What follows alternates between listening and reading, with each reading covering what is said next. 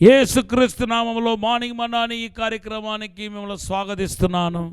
మీరందరూ బాగున్నారా?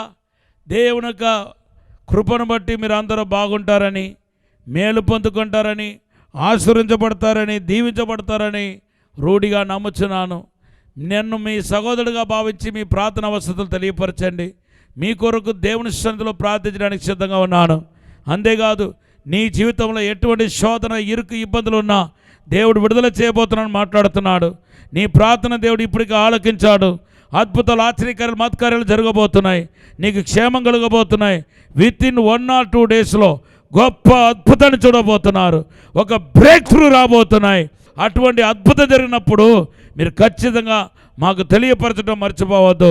ఈరోజు దేవుడు మనకిచ్చిన వాగ్దానం యెహోషువ గ్రంథం 3:5 దేవుడు వాగ్దానం చేస్తున్నాడు. దేవుని బిడ్డలారా, దావీదు గోలియాతును జయించడాన్ని మనం చూస్తున్నాం.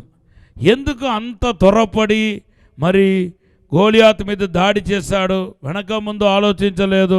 అంటే ఆయనకు అక్కడ బహుమానాలు ప్రకటించబడింది. గోలియాతును జయించే వాళ్ళు ఎవరో వాళ్ళు రాజ కుటుంబంలోనికి మరి ప్రవేశిస్తారనే మాట చెప్పబడ్డాయి. 1 సామెల గ్రంథం 17:25లో రాయబడి ఉంది.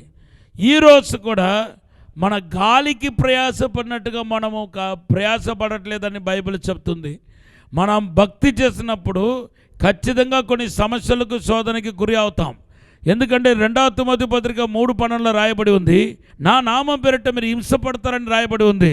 మన భక్తిగా, భయభక్తులుగా నడిచినప్పుడు కొన్ని శోధన తప్పదు, కొన్ని హింస తప్పదు, కొన్ని శ్రమలు తప్పదు. కానీ వాటన్నిటికీ పరలోకంలో బహుమానం ఉందని రాయబడి ఉంది. ఆ బహుమానాన్ని గురించే ఈరోజు మీతో మాట్లాడాలని చెప్పి ఆశపడుతున్నాను. 1 కొరింథీ పత్రిక 9వ అధ్యాయం 25వ వచనంలో అక్షయమైన కిరీటాన్ని గురించి రాయబడి ఉంది. ఎవరికప్ప ఈ అక్షయమైన కిరీటం? అక్షయమైన కిరీటం ఎప్పటికీ నీ శిరస్సు మీద ఉంచి నిన్ను అంతంగా తయారు చేస్తున్న అక్షయమైన కిరీటం. ఇది ఎవరికంటే ఎవరైతే ఆ ఓల్డ్ నేచర్ని, ఇచ్చలను జయిస్తున్నారో వారికి ఈ అక్షయమైన కిరీటం ఇవ్వబడతాయని 1 కొరింథీ పత్రిక 9:25లో మనం చూస్తున్నాం. దేవుని బిడ్డలారా, మన అందరూ దేహంలో పాప నియమం ఇవ్వబడి ఉంది. రోమాపత్రిక 7వ అధ్యాయం 25 నుండి మీరు చదివితే అందరిలో ఒక పాప నియమం అంటూ ఒకటి ఉంది. ఆ పాప నియమాలను ప్రేరేపిస్తూ ఉంటుంది, పాపం చేయడానికి ప్రేరేపిస్తూ ఉంటుంది. ఏదైతే చేయకూడదో అది చేయమని ప్రేరేపిస్తుంది. ఏది చేయాలనుకుంటున్నామో అది చేయకుండా ఆపుతూ ఉంటుంది. ఈ పాప నియమం మనతో పోరాడుతూ ఉంటుంది. అందుకొరకు ఎబ్రీ పత్రిక 12:4లో పరిశుద్ధ పౌలు ఏమంటున్నాడంటే, పాపముతో పోరాడే విషయంలో రక్తకర్ణంతగా పోరాడలేదు అంటున్నాడు. అవును, ఈ పోరాటం నుండి జయించే వాళ్ళు ఎవరో వారికి అక్షయమైన కిరీటం ఇవ్వబడుతుంది. రెండవదిగా 1 తెస్సలోనికీ పత్రిక 2వ అధ్యాయం 19వ వచనం చదివితే సంతోష కిరీటం. దేవుని బిడ్డలారా, సంతోషాన్ని ఒక కిరీటముగా మనకు ధరింపచేస్తున్నాడు. ఇది ఎవరికంటే ఆత్మలను సంపాదించే వారికి. దేవనామానికి స్తోత్రం. దేవుని బిడ్డలారా, ప్రతి ఒక్కడు ఆత్మను సంపాదించాలి. సర్వ సృష్టికి వెళ్ళి సువార్త చెప్పమని కేవలం సేవకులకు మాత్రం కాదండి. మత్తయి సువార్త 28వ అధ్యాయం 19వ వచనంలో రాయబడి ఉంది, అందరికీ దేవుని యొక్క సువార్తను మనం ప్రకటించాలి. హల్లెలూయా, ఆగిపోకూడదు. దేవుని బిడ్డలారా, నాలాగా ఫుల్ టైం మినిస్ట్రీకి రాకపోయినా మీకున్న సమయాన్ని సద్వినియోగపరచుకోవాలి.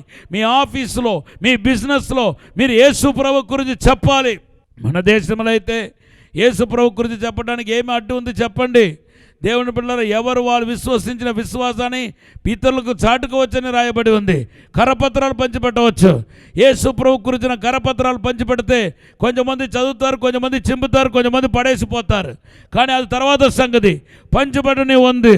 దేవుని బిడ్డలారా, బైబిల్ చెప్తుంది, అయ్యో నేను సువార్త ప్రకటించకపోతే నాకు శ్రమ. అనేక మంది జీవితంలో లేనిపోని శ్రమలు కనపడటానికి గల కారణం నువ్వు సువార్త ప్రకటించకపోవటమే కారణం. ఖాళీగా కూర్చోవడానికి మీకు ఎలా మనసు వస్తుందో తెలియదు. కొంతమంది ఎప్పుడు చూసినా పక్కింటి వాళ్ళ దగ్గర, వాళ్ళ ఇంటి దగ్గరికి వెళ్ళి మాట్లాడటం. కొంతమంది సెల్ ఫోన్లో గంటల మాట్లాడుకోవడం, వేస్ట్ మాటలు, పనికి మళ్ళీ మాటలు చాటింగ్ చేసుకుంటూ కూర్చుంటారు. దేవుని బిడ్డలారా, ఇట్లా సమయాన్ని సద్వినియోగపరచకుండా పోనిస్తూ ఉంటే దేవుడు ఎంత దుఃఖపడతాడో, ఎంత బాధపడతాడో ఒకసారి ఆలోచన చేసి చూడండి. ఆత్మను సంపాదించండి. పంట విస్తారం, పనివారు కొదువై ఉన్నారని స్వరం మీకు వినబడలేదా? మీరు ఆత్మలు పంటను కోయాలి. మూడవదిగా 2 తిమోతి పత్రిక 4వ అధ్యాయం 8వ వచనంలో ఆయన రాకడ కొరకు కనిపెట్టే వారికి నీతి కిరీటం ఉంచబడిందని రాయబడి ఉంది. ప్రైజ్ ది లార్డ్, హల్లెలూయా. నీతిని కిరీటముగా మనకు సరింపచేస్తున్నాడు. 4వదిగా యాకోబు పత్రిక 1వ అధ్యాయం 12వ వచనంలో శోధనను సహించే వారికి జీవ కిరీటం ఉంచబడింది. హల్లెలూయా, ప్రైజ్ ది లార్డ్. నువ్వు ఎంత శోధన చేయిస్తావో నీకు జీవ కిరీటం ఇస్తాడు. 5వదిగా పేతురు రాసిన 1వ పత్రిక 5వ అధ్యాయం 4వ వచనంలో వాడబారని కిరీటం మనకు ధరింపచేస్తానంటున్నాడు. ఎవరికంటే దేవుని పనిని శ్రద్ధగా చేసేవాడుకు, దేవుని పనిని మంచిగా చేసేవాడికి దేవుడు మహిమ, వాడబారని మహిమ కిరీటంతో దేవుడు నింపుతానంటున్నాడు. ఈరోజు ఈ 5 రకాల కిరీటం పొందడానికి నువ్వు ఆహ్వానించబడ్డావు. ఏ ఒక్క కిరీటాన్ని పోగొట్టుకోవద్దు. దేవుడు యేసుప్రభువు వారు త్వరగా వస్తున్నాడు. ఒక చిన్న ప్రార్థన చేయబోతున్నాను. పరిశుద్ధము నమ్మకమైన పరలోక తండ్రి, మమ్మల్ని క్షమించండి, మన్నించండి, పరిశుద్ధపరచండి, శుద్ధీకరించండి ప్రభా. ప్రాణాత్మ శరీరంలో ఉన్న ప్రతి పాపాన్ని కడగండి ప్రభా. మాలోనికి రండి ప్రభా. దేవుని మహిమ ఇప్పుడే తాకునగాక, దేవుని యొక్క శక్తి ఇప్పుడే తాకునగాక. క్రీస్తు యేసు మహిమ బహుమానం పొందినట్టుగా మమ్మల్ని చేయనగాక. యేసు నామములో ఇప్పుడే తాకండి ప్రభా. యేసు నామములో అడిగి వేడుకుంటున్నాము తండ్రి, amen. Have a blessed day. God bless you. ఆదికాండం 12:2-3 వాగ్దానం.